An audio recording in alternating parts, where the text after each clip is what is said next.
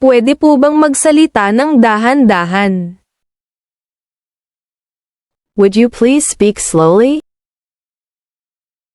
Pakiusap, tulungan mo ang iyong sarili. Please help yourself. Paumanhin, para sa abala. Sorry for the inconvenience. Bukod sa, may dahilan tayo. Besides, we have a reason. May potensyal tayo dito. We have potential here. Tumigil ka sa pagtitig sa akin. Stop staring at me. Nakikiraan po, pwede bang tumabi ka? Excuse me, step aside please. Pupunta ako dyan ngayon din. I'll go there right now. Paano ka pinayagan ng iyong mga magulang? How could your parents let you go? Sinong ka-meeting mo? Who are you meeting with? Maganda lahat. Everything is beautiful. Gawin mo ito para sa akin. Do it for me. Bumalik sa trabaho ang lahat. Everyone went back to work. Bakit mo natanong? Why did you ask? Ano ang problema? What's the problem? May kasama ka ba? Do you have someone with you? Lahat, hindi iba. All, not others. Galit ka pa rin ba sa akin?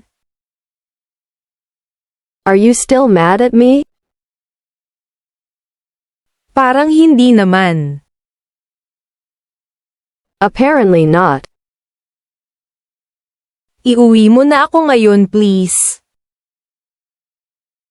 Take me home now please.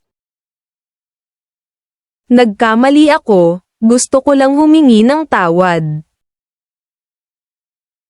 I made a mistake, I just want to apologize. Mawalang galang po, kumusta na siya? Excuse me, how is she? Wala akong narinig. I didn't hear anything. Hindi siya nakatulog noong nakaraang araw. He didn't sleep the day before. Huwag mag-alala, magiging maayos din ang lahat. Don't worry, everything will be just fine. Babalik ako agad. I'll be back soon. Anumang mga katanungan sa panayam? Any questions on the lecture?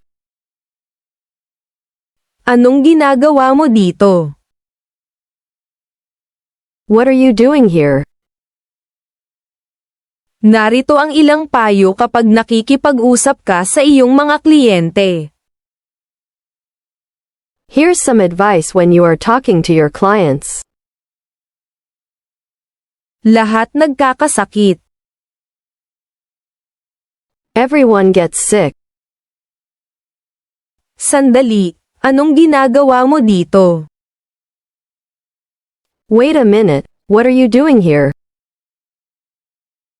Huwag kang mahiya, pumunta ka dito. Don't be shy, come over here. Bakit ka pa nandito? Why are you here anyway? Salamat, hindi ko kailangan ng tulong mo. Thank you, I don't need your help. Sinong hinahanap mo? Who are you looking for? Nasasaktan na ako. I'm already hurting. Madali lang yan. That's easy. Sa panahon ngayon mahirap na makahanap ng tunay na kaibigan. Nowadays it's hard to find true friends. Hindi ito makatarungan. This is not fair. May pera ka ba? Do you have some money? Napakakuripot niya. He is very stingy. Lagi siyang nagsisinungaling. He always keeps telling lies. May dumating na ba? Has someone come? Hindi ako o ang aking pamilya. Not me nor my family. Manahimik ka, huwag mong sirain ang sandali. Shut up, don't ruin the moment. Huwag umasa sa iba. Don't rely on others. Taasan mo pa ang iyong pasensya. Increase your patience. Magtiwala ka lang sa kanya. Just trust him. Malapit na tayong matapos. We're almost done.